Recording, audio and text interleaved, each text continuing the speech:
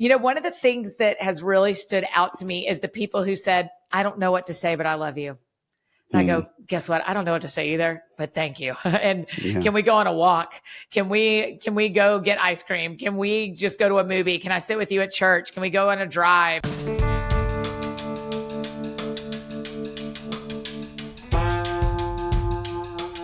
Hello, this is Russell Moore, and you're listening to The Russell Moore Show, brought to you by Christianity Today. Every week, we explore here conversations and questions from a Christian perspective to help you sort out how to live as a follower of Jesus in confusing times. And this week, we have a conversation to seek to do just that.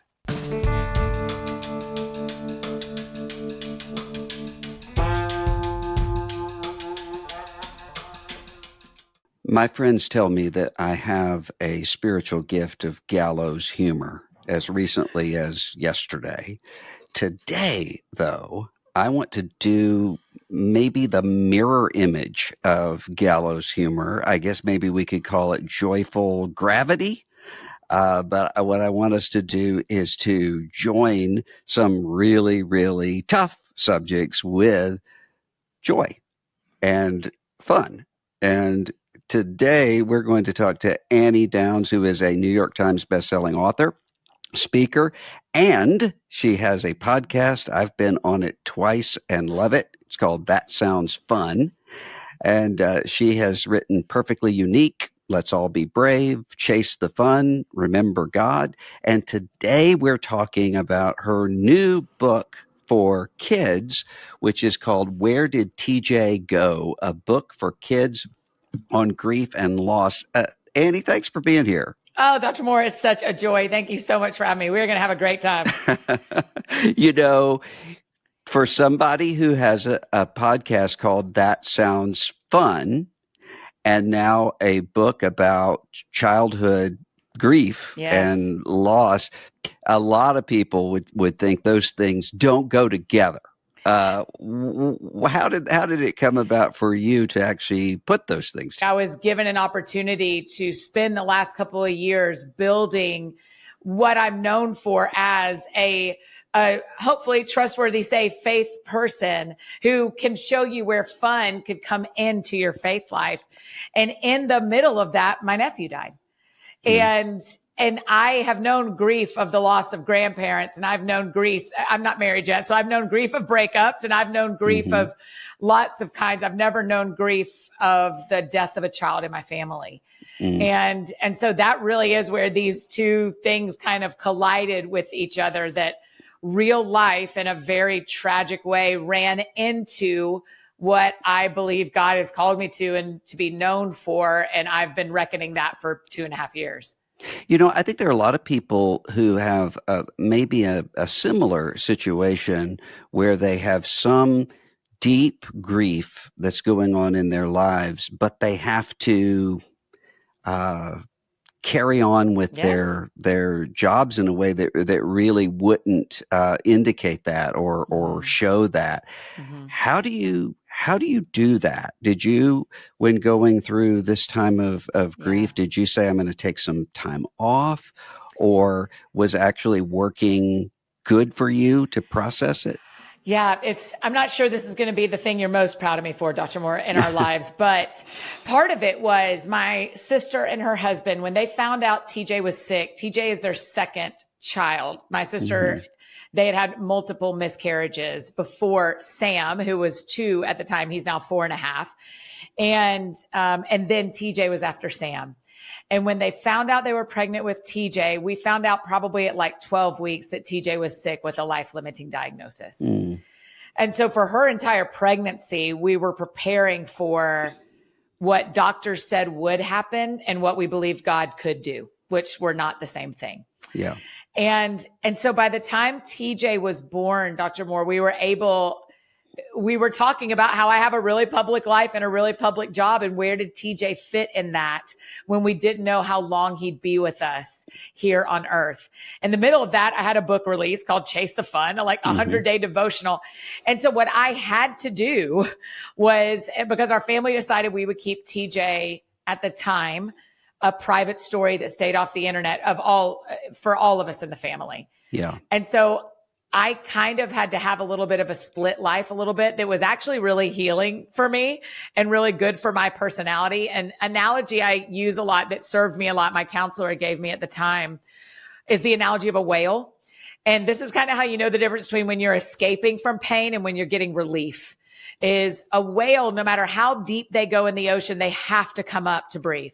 They have to come up to blow out their blowhole.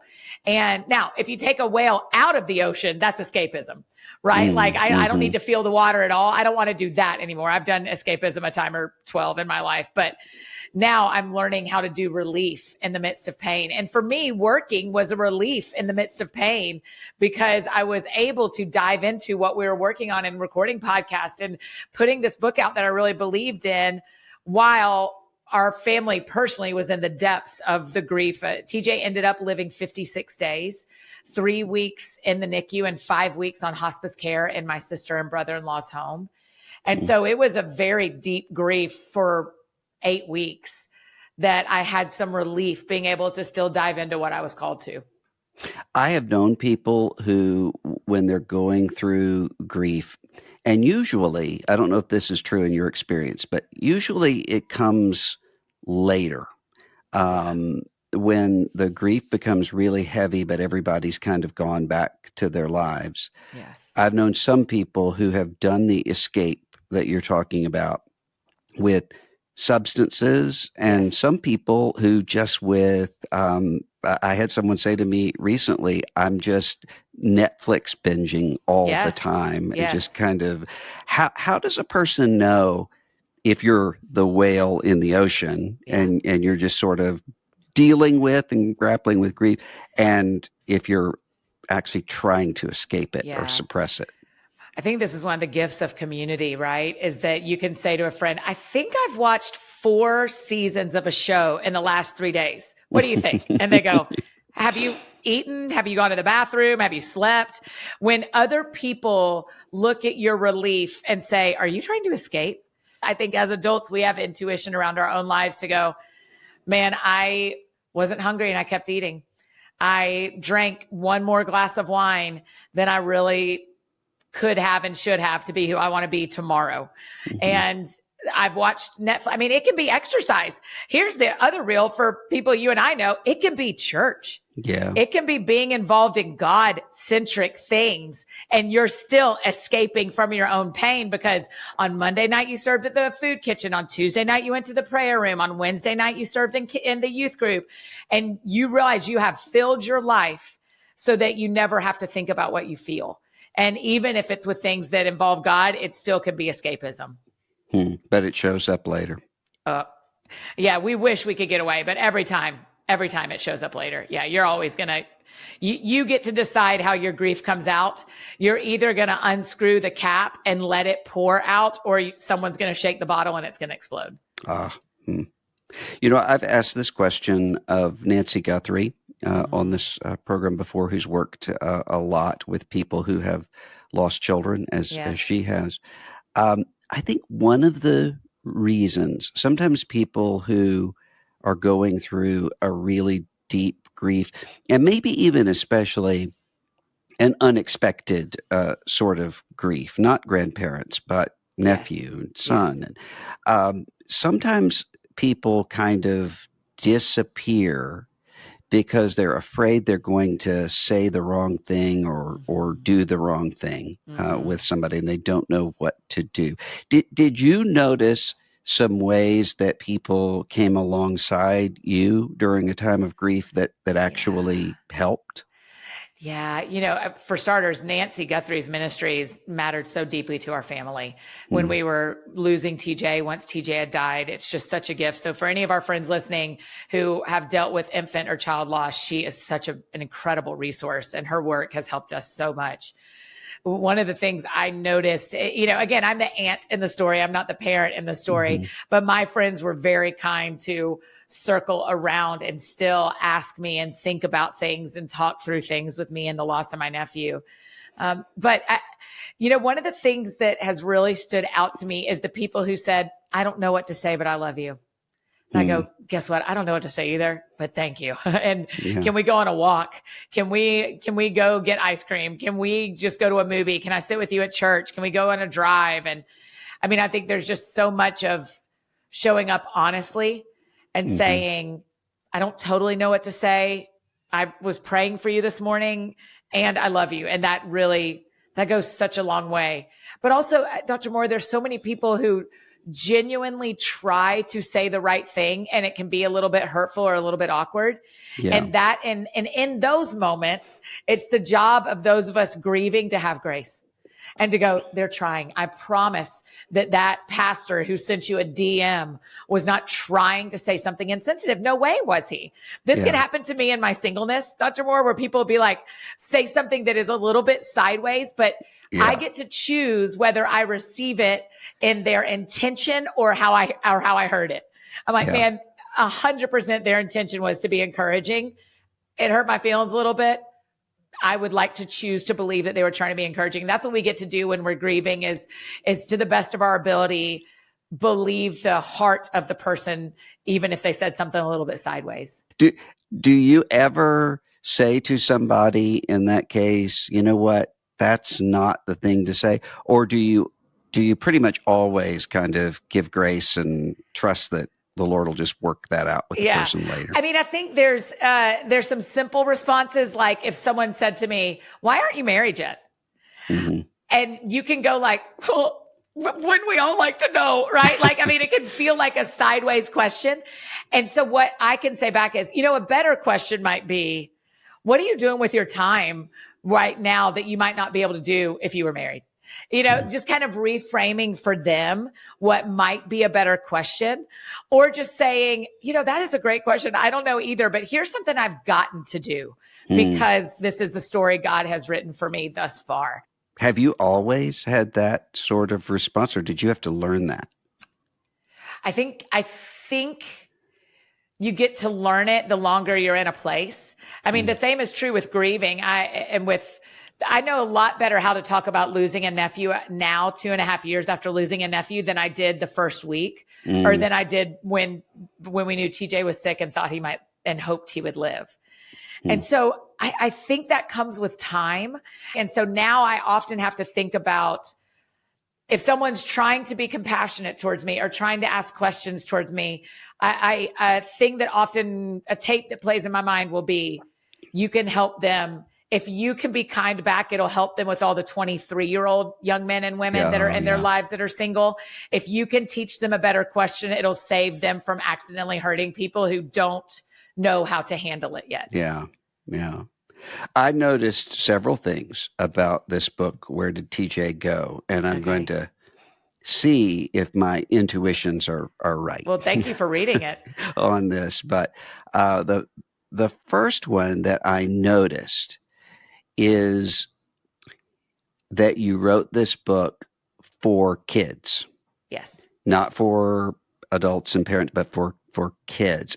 And it reminded me, and tell me if I'm wrong, it seems to me that you had the same impulse here that Maurice Sendak did, who was the author of Where the Wild Things Are, and who talked when people would say, that's too scary, you can't write this for kids with all of these monsters and the mom yelling and so forth. And he said, the kids are already afraid.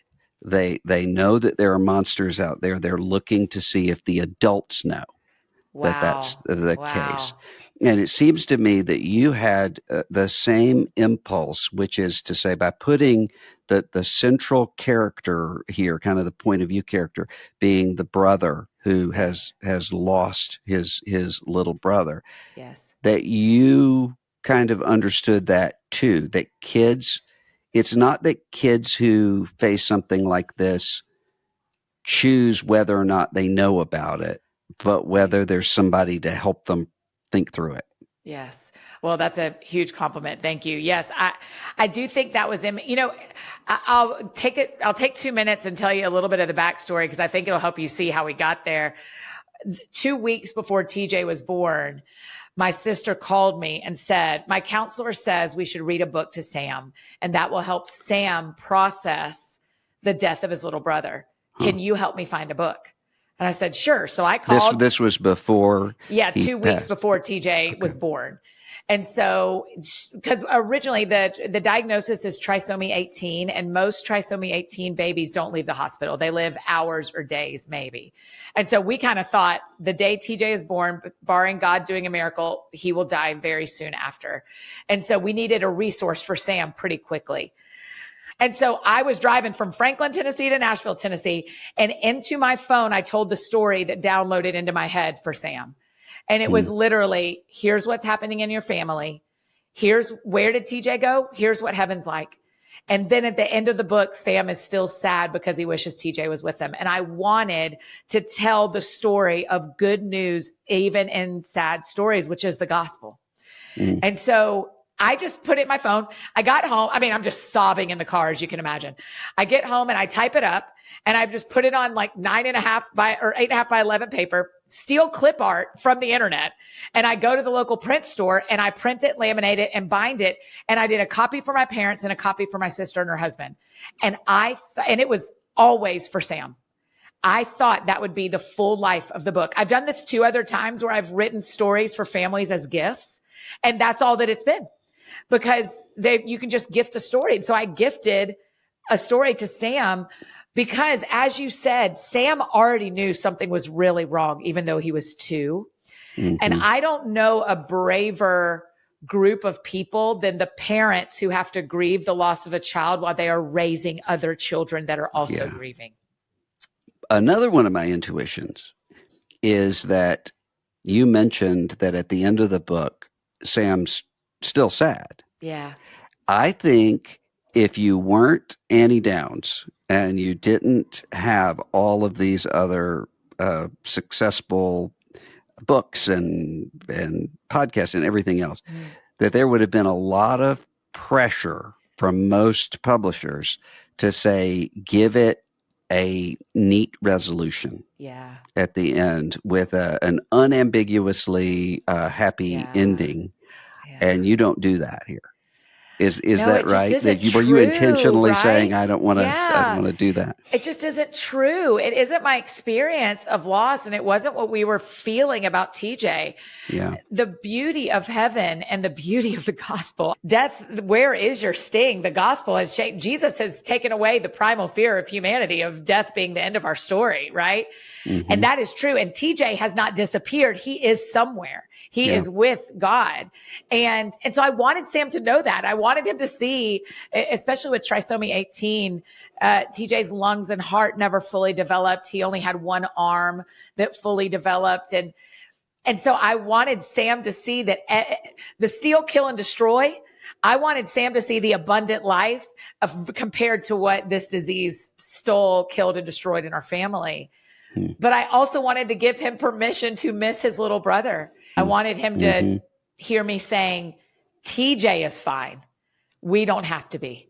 We're allowed to be sad, knowing that he's okay and we'll be with him. And this is the short part of the story, but you don't have to feel that every day.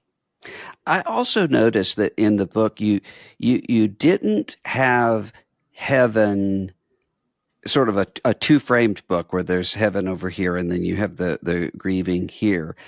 Heaven is portrayed from the imagination of Sam. Yes. It seems in the book, in the brother who is left. What was that intentional? I felt like maybe what you were intending to do is to say, you can't really communicate what heaven is like. You know, the Bible says greater than what no eye has seen, and we can't contemplate this.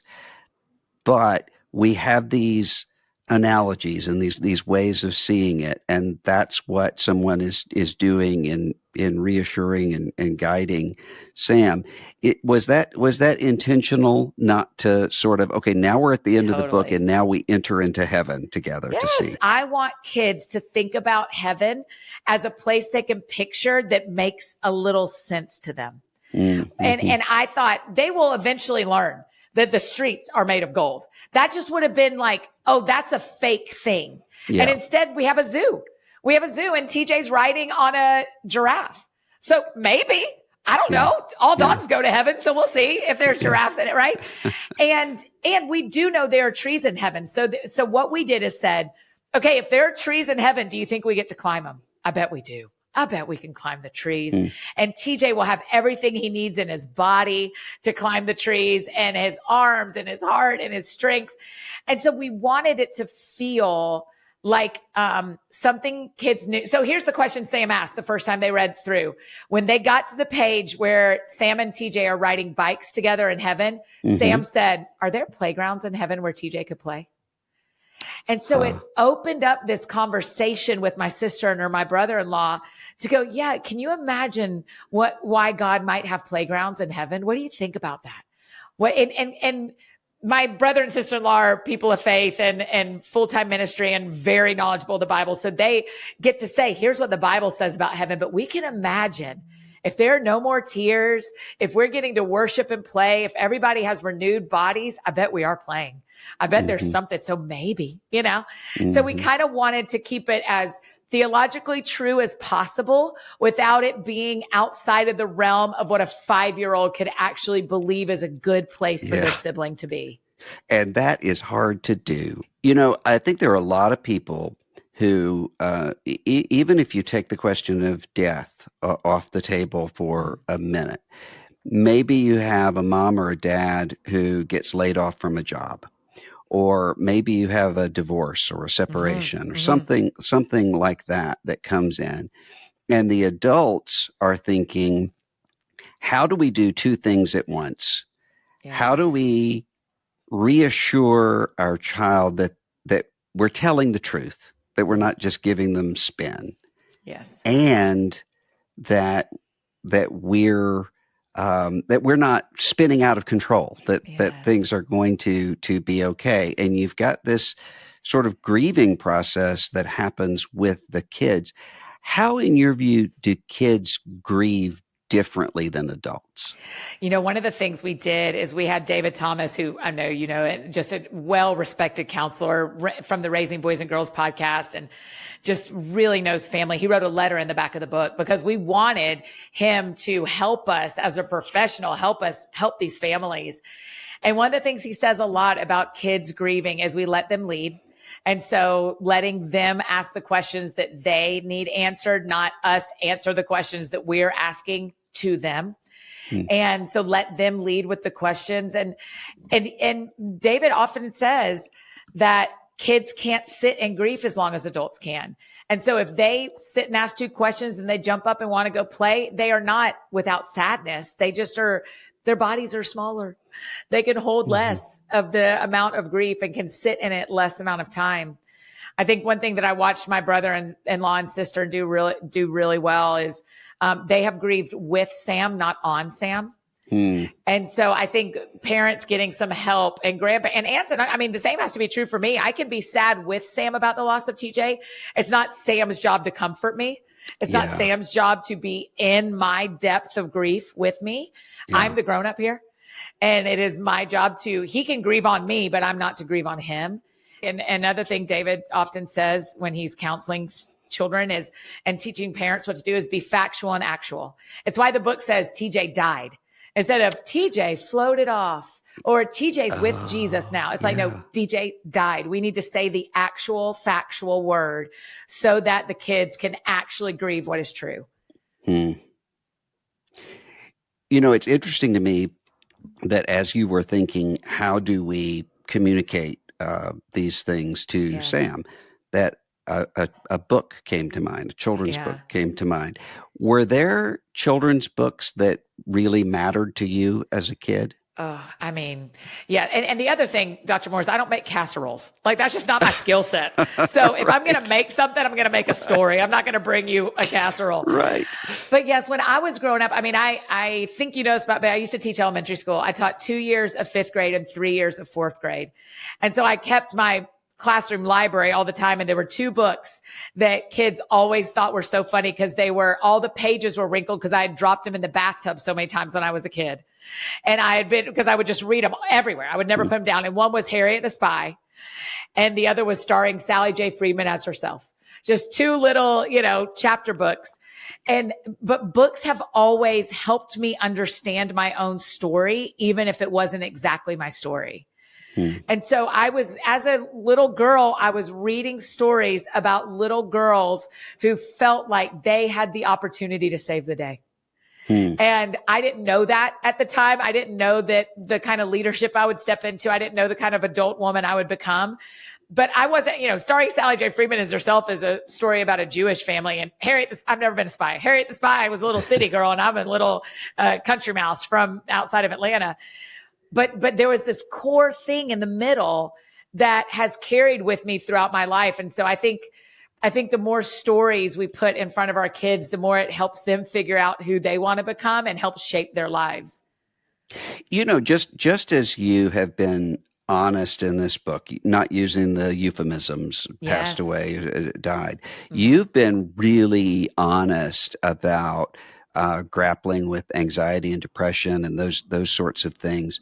There are some people who maybe they're a church leader or a youth pastor or a pastor or something like that, and they feel like they can't really talk about those things because they're afraid people will say, "Oh, he's fragile. Yeah. Oh, she's cracking up," and they will. It'll be almost. There are a lot of people who are in kind of leadership positions, whether in the church or secular, who will say to me, "I can't really talk about this because there are people who would use it against me." Yes. And so many people who are directly affected by it. Yeah. Yeah. How should they grapple with that? It's really appropriate that the people who work for me are not the people that deal directly with my worst days and my saddest moments. But what is appropriate is for my counselor to deal with that. And so if there is no one, pay someone. If you can't find anyone in your life that you can trust to start saying, "Hey, here's what's going on." I mean, secret sin is what tears leaders down. We have seen it left, right, and center, Dr. Moore. Yes. It is secret sin that's going to tear you down. And the path to secret sin is secret sadness. And so if you can start get all your secret sins out to somebody and get all your secret sadness out to somebody. And the thing I've noticed is that when I have gotten really honest with my counselor, I'm braver around the dinner table with my friends because I've already said it out loud one time. So once you bring it out of the darkness once, then it's kind of like, well, I bet I could say this to my friends too now, couldn't I? Or a B level version of the A level version that my counselor got. And so for all the leaders who feel like I've got nowhere to go, I absolutely believe you. And you are probably right. You need to find one place to go to start and where you can be weak, where you can be broken, you can be cracking up, you can be wondering if you're at the end of your rope. And counselors aren't allowed to tell anybody. And that is a beautiful thing. Yeah. If you need to practice confession somewhere, if you're not confessing your sin anywhere else, but man, once you get all that out, it is easier to do every day. It is easier to do every day when there aren't secrets. I was encouraging a friend of mine who had a really unique sort of external experience, really complicated, unusual kind of thing that happened to him. And I was encouraging him to see a counselor as he worked through this. And he said, "I can't because there's nobody who's really going to get all of this." And I finally sort of talked him into it. And he went to see a counselor. And I think what he was expecting was for the counselor to give him directives as to what to do. And in reality, just having that time, and I think the counselor did give some directives later, but even just the act of being there and being able to lay it all out in front of somebody who's trained not to be shocked. That's right. Worried, this is or not judgy. The first time they've heard it. Yeah, that's right. That was itself just a huge lifting of a burden for him. Yes, just getting it out of your body. I mean, just getting the secrets and the worries and the things you feel like you can't tell anybody else out of your body, you will feel different. And then you've done it in a really safe environment. And if you can't find somebody locally in your town, if you're in a tiny town, there are online versions like a BetterHelp. I mean, I know that we're not sponsored, but there are online versions where these counselors are held to the same amount of professionalism where they can't tell. They're still held to that. And so there are ways to have a conversation to get some of this out of your life and out of your body. And then what happens, this is probably what happened with your friend, and it's what's happened with me, is you go, okay, now that I've said that to Sandy, now I should probably confess that to the person that I'm dating, or I should probably confess that to my 3 best friends because they probably need to know too. And I already said it to Sandy, and Sandy's face didn't freak out. So I'm going to try to say it to my friends too. I mean, the courage is a waterfall. Once you start with telling anybody, the courage just becomes a waterfall. One of the things we've talked about on this show that's a major driver, the research has shown this, Jonathan Haidt's Anxious Generation, other books, is social media for driving anxiety and depression, not just with adolescents, but kind of doom scrolling in terms of adults and all kinds of things. You use social media all the time. How do you do it in a way that doesn't lead you to unhealth? Do I? I mean, or do you? Yeah. One of my tools is I don't do the apps I can't do. I can't have TikTok on my phone. I think I'd be great on TikTok. I think I'd be funny and successful. I don't have self-control with TikTok. And so I tried it for like a month just because I was kind of doing R&D. Like I was trying to watch and see like, and I was going, I'm not sleeping. I'm staying up and scrolling until TikTok sends me a TikTok that says, do you need to put the phone down? Wow. Yes. Yeah. I mean, and so I realized I don't have self-control with this app. I can't be on this app. And so that's one of my boundaries. The other boundary is that I do not take my phone that has Instagram, email, all that kind of stuff into my bedroom. It doesn't go in my bedroom at all. And so I don't have, once I have gone to bed and once I've woken up, that phone is not available to me. So it's in an entirely different room. That's exactly right. And so that helps a lot, not having it even in my room. Now, I will tell you, I have 2 phones. A lot of people have 2 phones. It's part of, you have a work phone and a personal phone. It's part of the gig. I have a work phone and a personal phone. My personal phone is literally calling and texting, and that's it. And that stays with me for safety, right? Like that, but it doesn't sleep by my bed. It sleeps in my room, but it doesn't sleep by my bed. And then my work phone never comes in my room. And on my Sabbath, I don't touch my work phone. And so there are a couple of boundaries I have in place like that. And it was hard at the start to take a whole day off the internet because I thought, how will they survive without me? How in the world will everyone unfollow? Will my career crumble? And what I've actually learned is that I've been able to model for a lot of people, you don't have to be here every day. You don't have to be here every day. It's not a make or break. And in fact, there's a lot of mental health good when taking, Jonathan Pokluda talks a lot about take a day a week a month a year off of social media altogether. So I think some boundaries like that have helped. And in my summer, I take a month off in the summer, mostly from work, but for sure from the internet. And so when I come back from that, I'm always like, I want to be a caveman. I'm like, don't let me, somebody keep my phone. I don't want it anyway.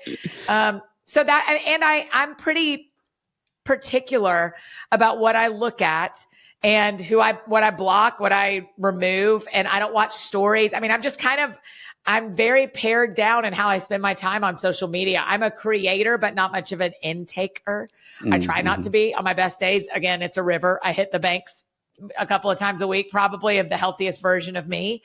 But I want to be in the middle of the river that is like real life first, hard work first, social media to bless the audience, not to be escapism for me. Now, you said you take a day a week, and of course that applies, as you're saying here, to internet, social media. What else is part of that? Oh, you're going to love it. It's the best. I started kind of observing Sabbath in 2015. The first time I went to Israel, I saw what they do in Israel and what our Jewish brothers and sisters do every single week. And I was like, I think there's something to this. And then I read Garden City by John Mark Comer, and he teaches on Sabbath a lot. And I was like, oh, there is something to this. There is something to not being a consumer and a creator 7 days a week. So mine, on a weekend where I'm not traveling, I travel a lot for work like you do. On a weekend where I'm not traveling, from Friday after dinner until Saturday about dinner time, I put my phone away. I don't do any work. I don't open my computer. I don't really look at any kind of technology. I don't watch TV. I don't do chores. I only do worship, celebration, rest, and hobbies. And so I'll do a puzzle. I will go on walks with friends. I will listen to an audiobook that does not teach me anything. I try not to use it as advancing myself kind of time. I try to really rest. I don't stay home all day because that's not real celebratory to me, as you can imagine. So I go find my friends and I go to their kids' soccer games or go to their kids' basketball games and go to lunch. But I try to really take a day where I do no work. I make nothing. I clean nothing. I don't do any chores. I just rest, worship, celebrate. It has changed my life. It has absolutely changed my life. When people say your career or whatever, look at how fast it's grown. I always say tithing and Sabbath have changed the trajectory of my entire life. Giving back to God a portion of what he has given me has multiplied my impact and my reach by not working and all the time and not keeping all my money. When I was a kid, there was a friend of mine who grew up in a really strict, independent fundamentalist sort of church tradition. And I remember hearing him getting screamed at by his dad. Yeah. Because he said something along the lines of, "That sounds fun." Oh, God. And I mean, we were probably 7 years old, and I could still hear his dad saying, "Christians don't have fun. Christians have joy." Oh gosh. And I just as kind of you're not using euphemisms and where did TJ go? You use the word fun. That sounds fun. Yes. And I just sort of am a little triggered to remember that kid. What is fun to you, and why should Christians have it? I think it really matters. I actually think of it as a spiritual discipline in a lot of ways, is choosing to still do something that brings you joy, but is actually fun. You know, that everyone knows the feeling of fun. You don't have to be on a roller coaster to have it. You can, if you're laughing at a table with all your friends on a Friday night on your way to the football game and y'all are eating Mexican food. And I mean, you know, the feeling of fun. And I think what it actually taps into is that scripture that says eternity is set in our hearts. Because I actually think the thing we feel and the next time, for all of our friends listening, the next time you are having so much fun, you're laughing so hard, you're cheering for your team, you're on a roller coaster, you're working in your garden, you're cooking something you love. If you can pause right in the middle and go, what is this feeling? What is this feeling? And my heart is beating faster just telling you about it.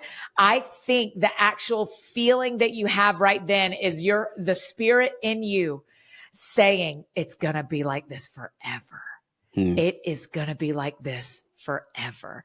Because what happens when we're all sitting around and eating guacamole and having a great time and then we're headed to the game is we don't know that our team's about to lose. And we don't know that one of our friends' kids is going to break his leg and it's going to end his season. But in that moment, before that happens, we think, I wish this lasted forever. And I think when we are having fun, what we actually know to be true is there's good news, even in sad stories, that in the middle of that moment, you go, it's going to be like this forever through Christ. I know it. I know it. I know it. I know it. And the difference for our non-believing friends is they have that feeling for a second and then go, what do I have to do to keep this?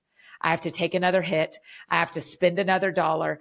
It is mine to maintain this feeling. And they spend their lives trying to catch a thing that is being gifted to believers. And so that's where the difference is. And we can say to them, it doesn't have to be this hard. Eternal life is the win of Jesus and what he did for us. Easter Sunday is coming, right? Like I say on Ash Wednesday. I mean, listen, you know my personality. I'm like, let's hurry to Easter.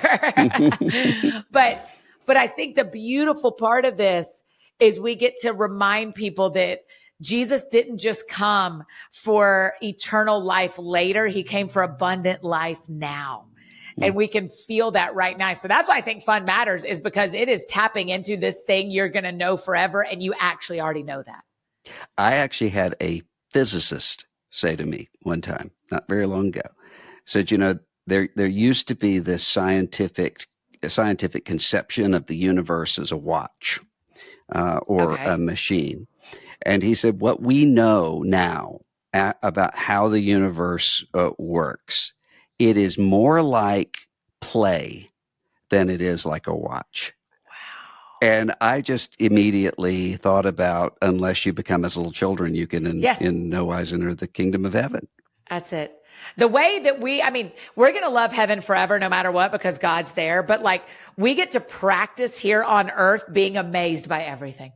We could just be amazed by everything. I mean, the sun came up today. Are you kidding? The seasons are changing. How in the world is the earth just changing seasons? The wind was blowing today. I'm living in New York part-time, right? And so I'm in New York today and I'm walking home and the wind is just blowing my hair everywhere. And I'm just laughing. I'm like, I can't see it, but it's making my hair act insane. We get to choose that play that the universe runs under. And it's not a watch. It's not so serious. And listen, some of our friends who are grieving right now, and some of our friends who have a very hard life and aren't able to pay their bills and all that stuff, they're going, Annie, be quiet because you have no idea how hard my life is. I hear you. I am not saying it always feels true.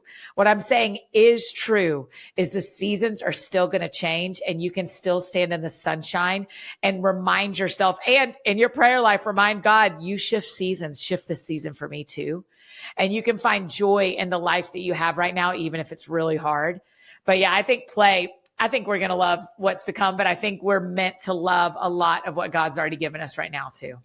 Someone said to me not long ago when I was asking, what brings you joy? And this person who had gone through a very difficult time said, I don't feel like I know myself well enough to even know where I find joy or fun. How would you start? I think there are people who are like that. They say, I don't know myself well enough. How would you help them think about? Well, I wish I could sit with your friend, because I would immediately, my first question back after I took a sip of the coffee or the tea or whatever we were drinking is I would say, what did you love when you were 5? What did you love to do? Did you bike around outside? Did you love to sing? Did you love to read? What were you playing with? Because if we can actually go back and figure out what did we love before the world told us not to love it anymore, that really tells you what you still think will be fun. I was talking with a friend of mine who I asked him this question. He said, I can't find fun and my life is too busy. It is so crazy crowded with stuff to do. I never have fun. So I said, what was your favorite thing as a kid? He said, this is so weird. He said, our whole neighborhood would get outside together in the afternoons and we would pretend to be a choir and I would lead the choir. And I said, have you ever thought about joining an adult choir? And he teared up and he said, I've never thought about that. I said, go get in a choir. They're everywhere. They're in churches. There's community ones. Sign up, make space on your calendar. And it has changed his life. And so if we can go back and go, what did I love when I was little? We can't do it exactly the same. I loved being with my grandparents. I thought my grandmother was so cool. I just love, and now they have long passed away and are with the Lord. So I can't go back and do that. What did I love? I loved sitting on their porch. So I can sit on porches. Yeah. And my grandmother taught me how to cross stitch. And so I've picked up cross stitching again. I made ornaments for every cousin in my family of my grandmother's favorite bird 2 Christmases ago. I'm working on a cross stitch pattern of every city I've ever lived in. And it keeps me from watching TV and scrolling on something on the internet. And also it is a version of this thing as I loved as a kid. I loved cross stitching with my grandmother. Now I'm still doing that action. I'm just doing it in a 2025. Annie is 44 years old. Annie's grandmother has passed away kind of way. I'm doing it in a modern way for me. And it is blessing me in a very similar way that being with her did when I was 7. You know, you have rocked my mind right now because on this show, not long ago, I talked to Robert Putnam, who's a political scientist, who talked about choirs and the importance of choirs. And he and I were talking about how, most churches now don't have a choir. So sad. Gets together and practices. I mean, they have worship teams, but they don't have that kind of middle space for people who aren't just worshipers. But so when you said choirs, I just was. The Lord's talking to somebody. Somebody needs to get back in a choir. Maybe I need to join a choir. You and I need to start a new movement of churches returning choirs, because I'm an alto who never sings a solo, but I would stand up there and be in a choir. Yeah. I love it. I miss it too. I did it in middle school and high school. It was part of our youth group experience, was being in the church choir. Ours too. Loved it. I loved it. Ours too. And I can't even sing. Yeah, me neither. I'm not great, but I can be in a group.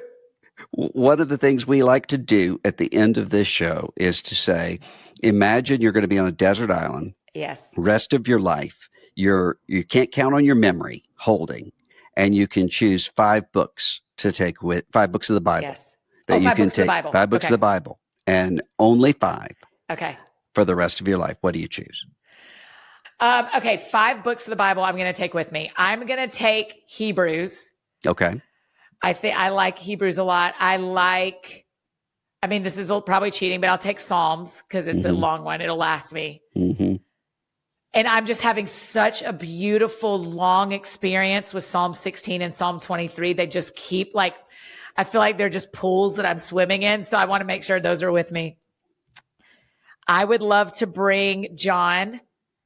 I'm such a Gospels girl. I think you know this, but we have a Let's Read the Gospels podcast where I read Matthew, Mark, and Luke and John every month. If you read 3 chapters a day for 30 days, you read through all of them. And so I read them every month. And so I'm just such a Gospels girl, but I'll bring John. Okay. So Hebrews, John, Psalms. Can I have Esther or Ruth? Esther or Ruth. Can I have Esther? Okay. I'll bring Esther. I love that Esther doesn't talk about God, but his hand is everywhere in that story. Yeah. He's very rarely mentioned as his own, Okay. And then I don't want Revelation. We're just going to survive it. So I don't want Revelation. That one can go. I'll live it. I don't have to read it. I think I'll finish with Genesis, because Beth Moore's Patriarchs Bible study really shaped my life the first time I did it. And so I really love a lot. And I think there's a lot of complication in Genesis. So I think it'd be interesting relationally to keep going in those. So those are my 5: Genesis, Psalms, John, Hebrews, Esther. You've rocked my mind again. Because I had a conversation literally last week with a rabbi friend, Jewish rabbi friend, who was talking about Purim, the holiday. Yes. And he said, this is one of the things that we do is we have kind of silly skits and plays and so forth, because this is the holiday, even though you have all of this darkness in the background of Esther, that we make fun of it. We sort of make fun of all of that evil in order to say, you're not going to win. Yeah. Oh, I'm going to dig into that this Purim. I'm going to look up the date and make sure I can be somewhere where I can learn more. That sounds awesome. Annie Downs is the author of Where Did TJ Go? A book for kids on grief and loss. It's always great to be with you, Annie. Thanks for being here. Thank you for having me, Dr. Moore. I love getting to chat with you. I'm so grateful for your work and for your friendship. So thank you.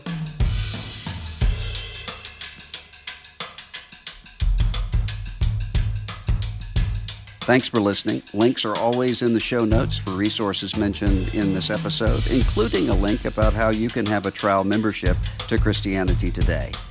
Be sure to subscribe to the program, send an episode along to a friend who might benefit from it, and leave us a review when you can. It helps other people to find the show wherever you listen to podcasts. I'm Russell Moore, and this is The Russell Moore Show from Christianity Today.